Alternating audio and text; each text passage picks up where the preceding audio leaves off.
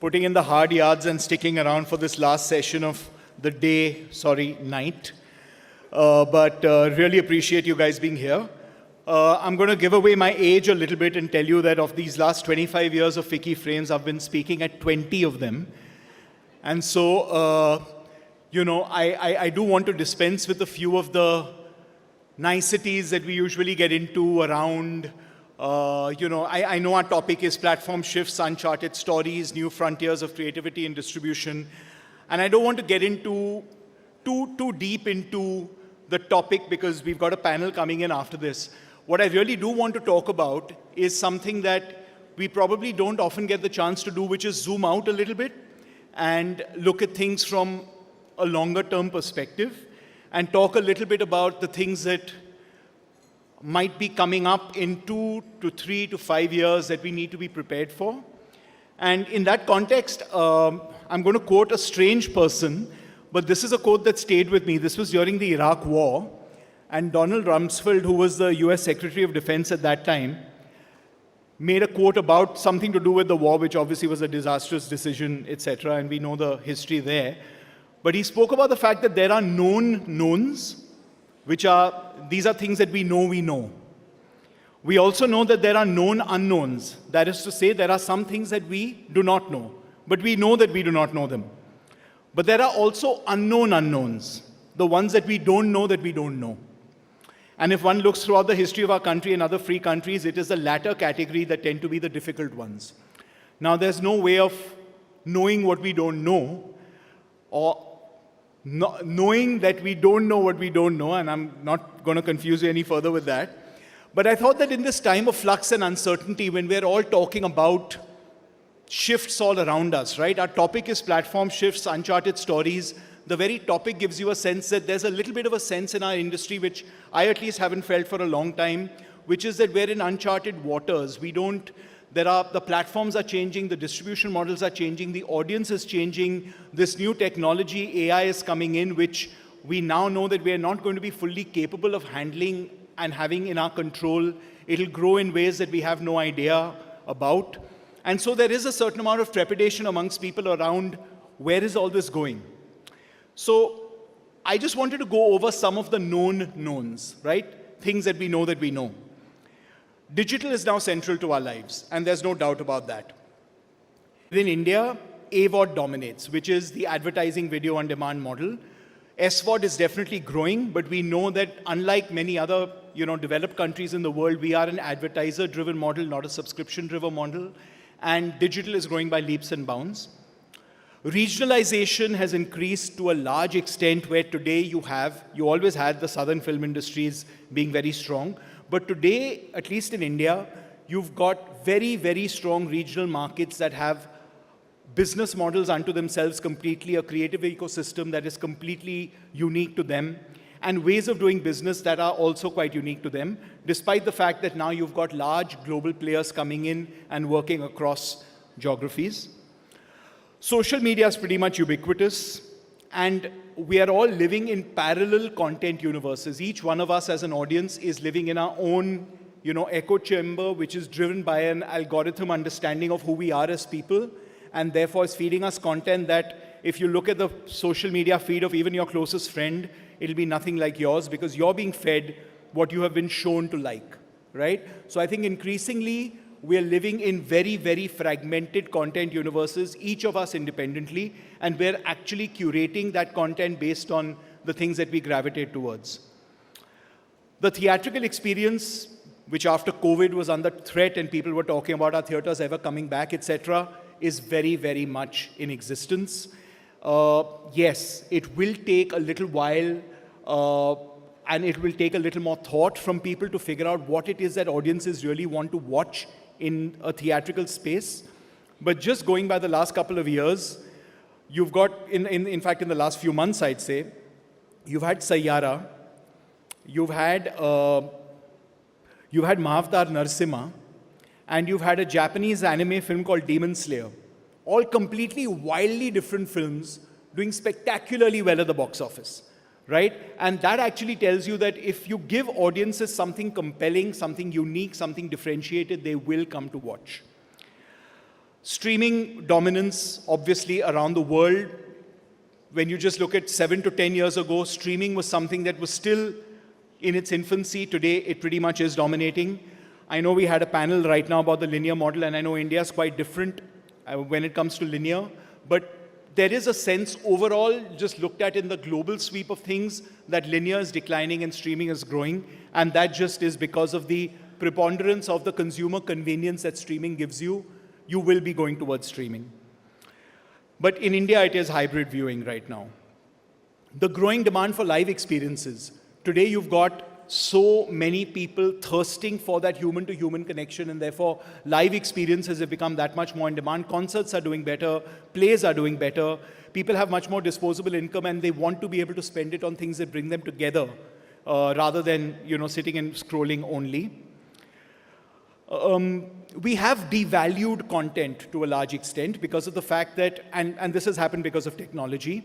Earlier, we used to have to go to seek out a film or seek out a show and make an appointment with ourselves to watch it. But today, all the content ever available to humanity is at our fingertips on the flick of a switch with around 7 subscriptions, right?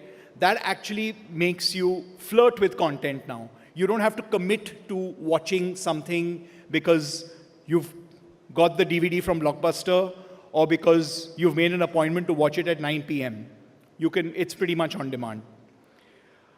Global content crossovers are happening much more. Hopefully our time will come.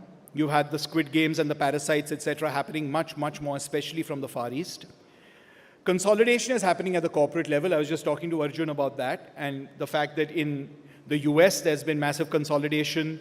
There's been massive consolidation here in India as well. So you will increasingly have many fewer players being the gatekeepers to the media and entertainment ecosystem. And that with the dichotomy of the fact that today every single person is also a content creator.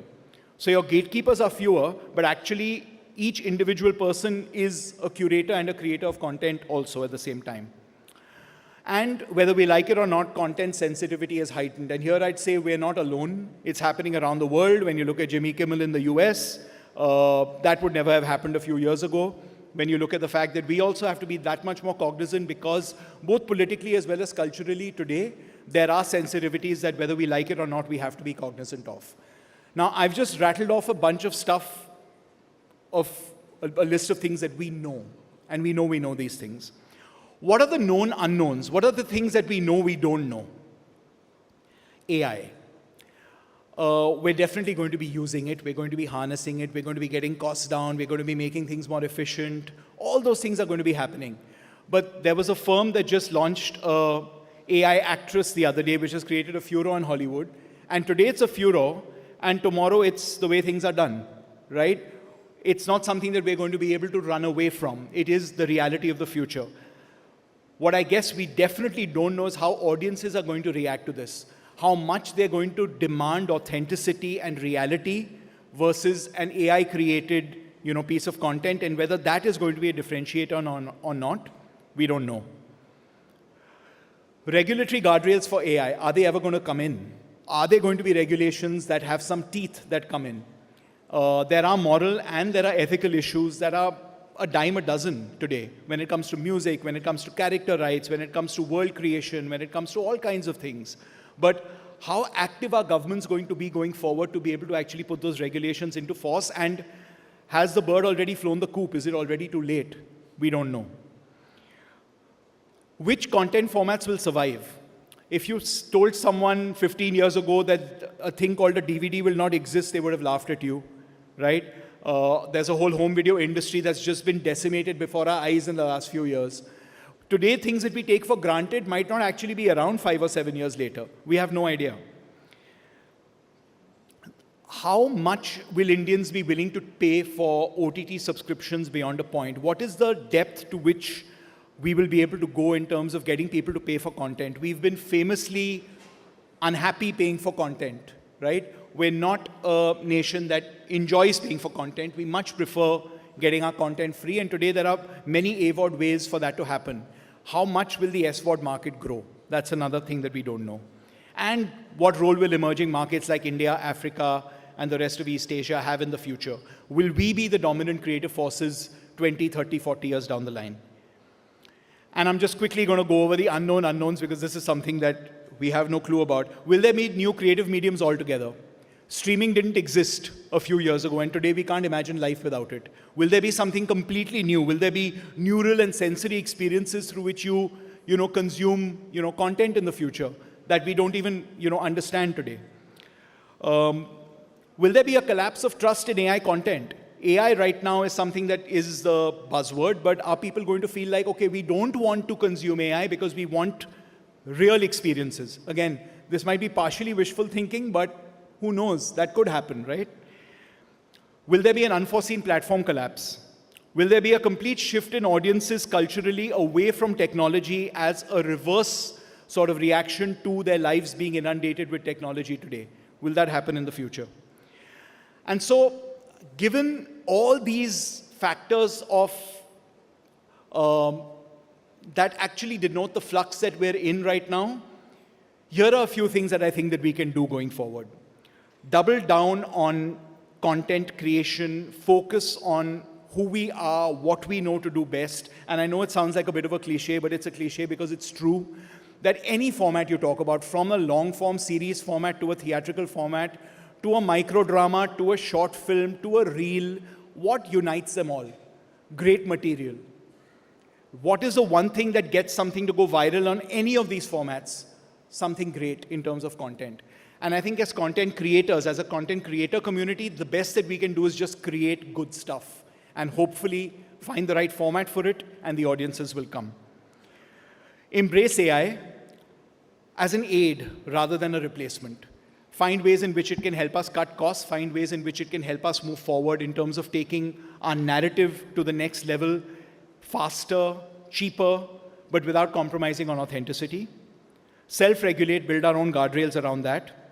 Invest in building audience intelligence, trying to understand who our audience really is rather than thinking of them as monolithic groups of people, the elder audience, the youth audience, the Gen Z audience. Today, because they're so fragmented and living in their own content ecosystems, they're very, very different subcultures within each one, and understanding them. And protect our IP, because going forward, that's what's being used to create the learning for all these new technological tools that we're having to face in the future. So again, given all the knowns and the unknowns that I've spoken about, the most famous line about knowledge in the entertainment industry was William Goldman's line about nobody really knows anything. So I'm going to end with that and say, let's go forward and embrace the future with a healthy sense of, knowing that nothing is forever, but at the same time, just putting ourselves down and saying, we will make great stuff and audiences will come. Thank you.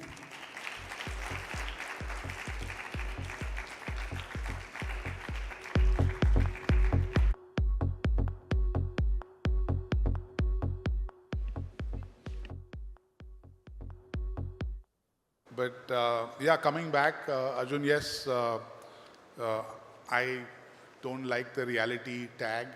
It's very, doesn't feel, something that I'd envisioned at when we started. But yes, we do create a lot of, reality content. But in this evolving world, we're also, trying to figure what's the next format, what's the next story, which platform, linear, TV, of course, there's a lot of, I would say, interesting confusion out there. And in that interesting confusion, we find the method to really land the next big show, series, story, or a format. So for us, the process is, I would say, our last show has to be very different from the next show. So that's what, our little, method to this madness is that, that try and, aim at keeping the development slate as varied so that, we are constantly on our toes and we are trying to, trying to innovate and trying to build the new, the shows or the new stories. And do you think that the shows that you create for television and OTT, are they different in character or they tend to be the same? The audiences are overlapping and they consume similar shows despite the medium? Well, I think in the 3 years, we've now evolved in a very hybrid model, right? I mean, this, we'd never thought this is going to be so hybrid. We thought this is going to be linear TV, and this is going to be S-Ward, and now there's A-Ward. There's the regional side of the world as well. So obviously things have evolved. I don't think this was designed or this was imagined in that manner. But a bunch of our shows that we produced, case in point being Big Brother, Big Boss, runs on digital first. It runs on TV right after digital does supremely well on both. It explodes on social media right after the digital broadcast. So it's getting consumed in a manner that everybody is trying to get a piece of that action. So it's great. So in this evolving world, I don't think we can now really try and create content in a manner that this is going to go to S-Word or this is going to go to a linear or in that manner. We obviously start the process by saying, let's try and put a great story, let's try and organize a great team around it, and let's then find the right partner to go. Got it. So sticking to the theme of script or uncharted storyscapes, Tanya, I'll bring you in over here. Netflix has been creating some marquee programming in the country. You've been at the forefront of leading those efforts. It's also given a voice to indie filmmakers, indie short form as well as long form scripted dramas. Do you see that there is a strategy behind this that you are following, or is it a little bit of an evolving, wing it as you go plan right now underway? I wouldn't really call it winging it, but I think we're intentional about the innovation. I don't think innovation is optional anymore. I think the audiences are evolving so fast. I mean, just before this, we were talking about AI coming and changing the game. And I think AI comes secondary to the audience and their taste. Their taste evolves given the the options available. So is it possible for us to really stick to a model, or really should the model be innovation? And I think that's the true North Star, because just like your moods change, your content preferences change, your mode of consumption changes, to Deepak's point, and then how can you really have a one-size-fits-all approach? So whether it's, experienced voices who bring, a real gravity like Black Warren brought with Vikram's, vision. Similarly, like, the newest sort of voice on the block is Aryan Khan's with Bads, and that's really, I think, created a large cultural moment. I think whether it's, a 1 hour, episode or a half an hour Mamla Legal Hai comedy experience, or a 1 hour Kapil Sharma episode, I think the experience is for the audience to choose. I think the true sort of testimony to the diversification of the audience is to really go after these micro groups, or whatever size they may be, and I think that affinity to their content taste, to really giving them those options, provides love, provides connection for a brand, for content, and that is the true North Star for us. So we're intentional and extremely strategic about that. Excellent. Thank you for articulating that. And it does kind of tell and programming on OTT platforms. So that's, and in fact now, even going to now, beyond that to sports and some of the live programming over there. Yeah, it's just that I don't know if audiences look at it like that. I don't know if they come to a platform and say, I go to one place for just this. Like, even the migration of stores to malls is because you really do want everything everywhere. So why must you come to Netflix and only expect a kind of content? We've always said, India is our audience. There is no Netflix audience. So from India, what is it that we're really catering to, and what's the outlook? That's really the true North Star for us. True, and that kind of segues well into platforms, right? If India is your audience, you want to make sure the platform that is, make it more accessible than what, screens would have been able to give. Considering they're underserved, considering that these are not high, decibel blockbusters, you would just not, get barely any slots over there.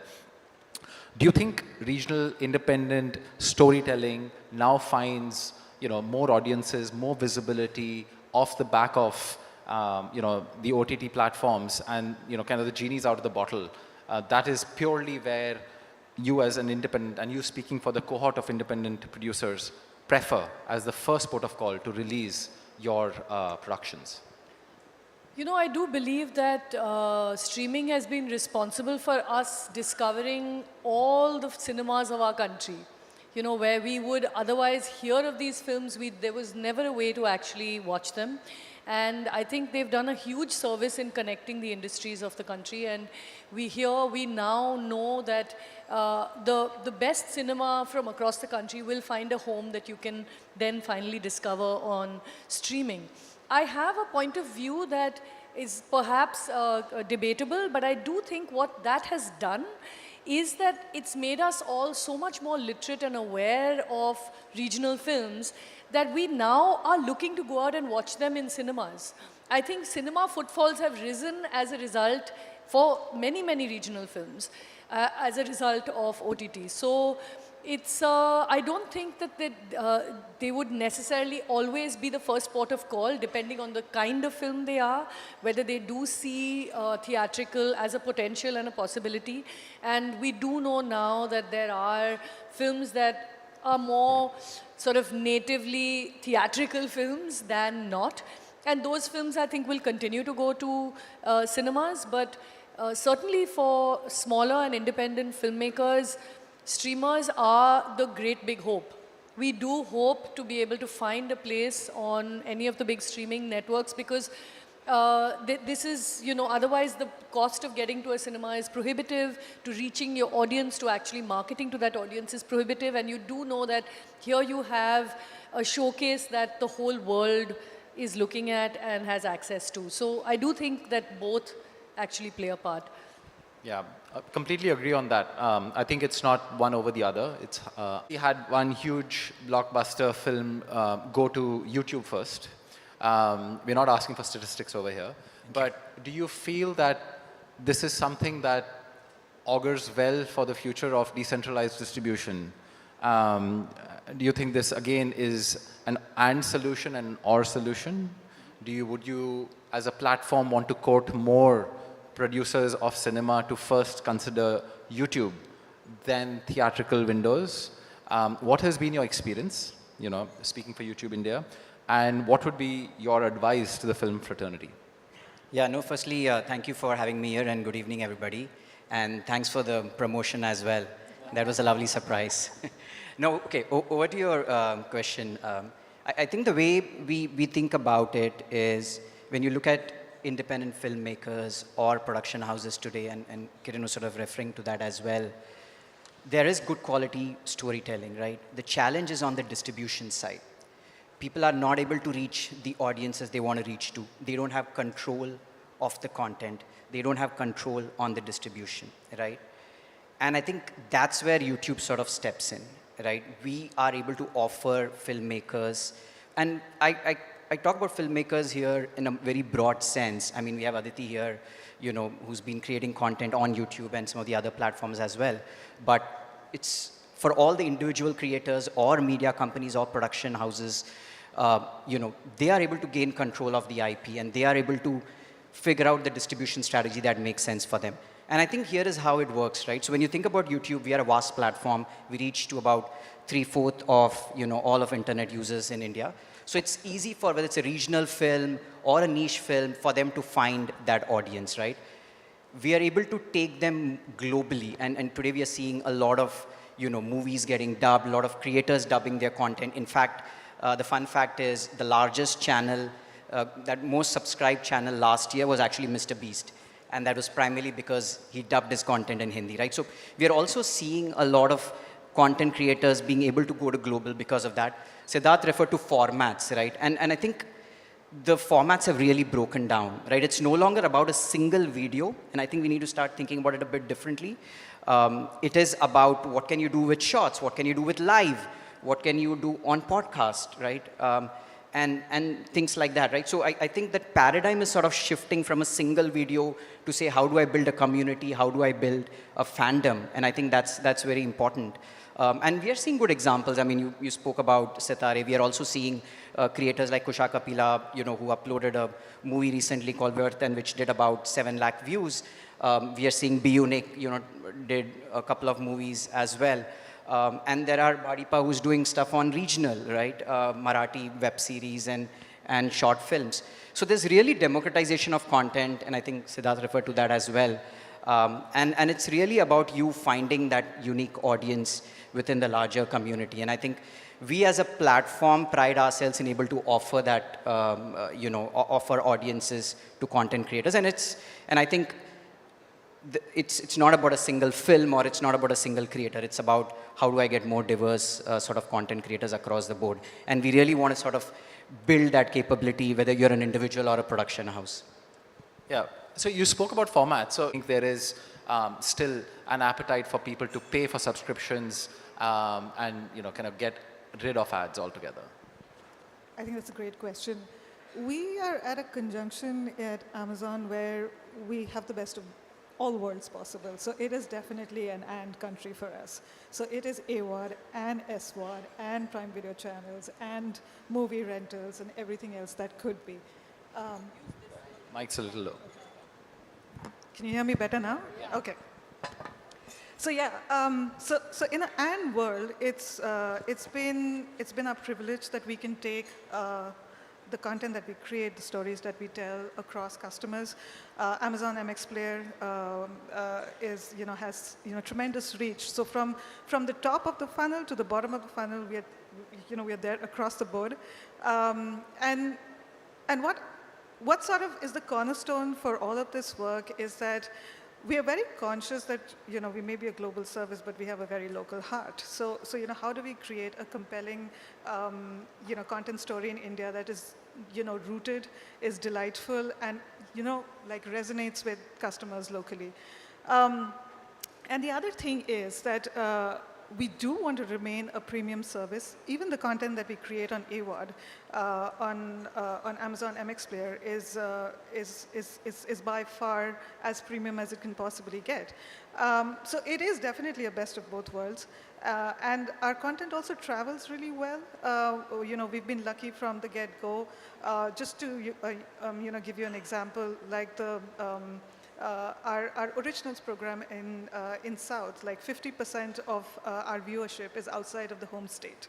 So that is truly encouraging for us because we are able to sort of cut through geographies locally. And then 25% of our viewership comes from international locales. So it's not only going deep into India, but it's also traveling outside of India. Yeah. Thanks, Shilangi. And Aditi, I want to take a leaf from from Sid's book, where he said, people are now interested to spend time with each other.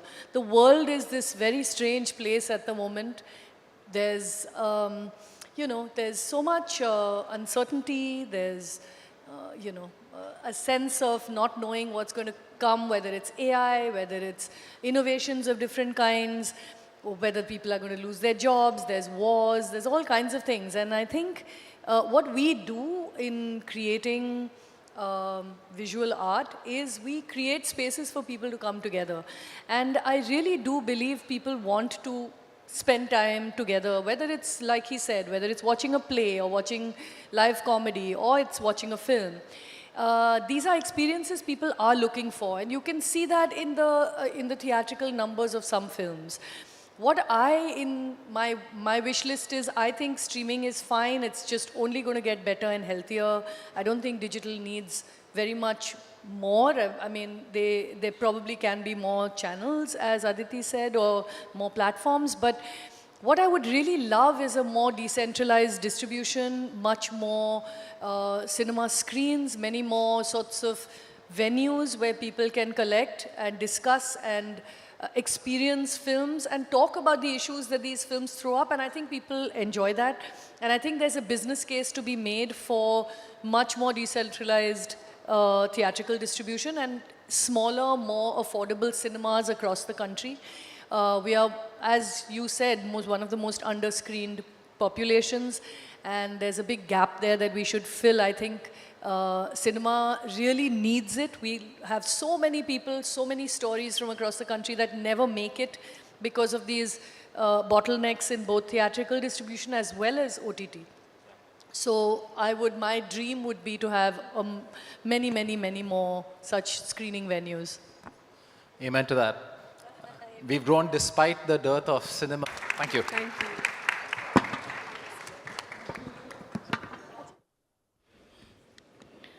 Wow, what a powerful close to the day. We appreciate the realism, the optimism, and the clarity on what lies ahead for creators and the ecosystem. A big thank you to all our speakers.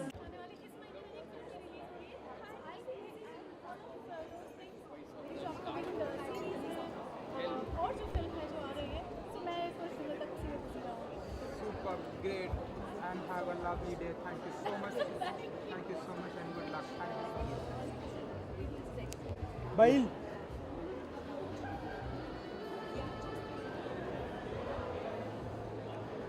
Platform क्या है अरे भाई कासिम भी shop line पे कब आएगी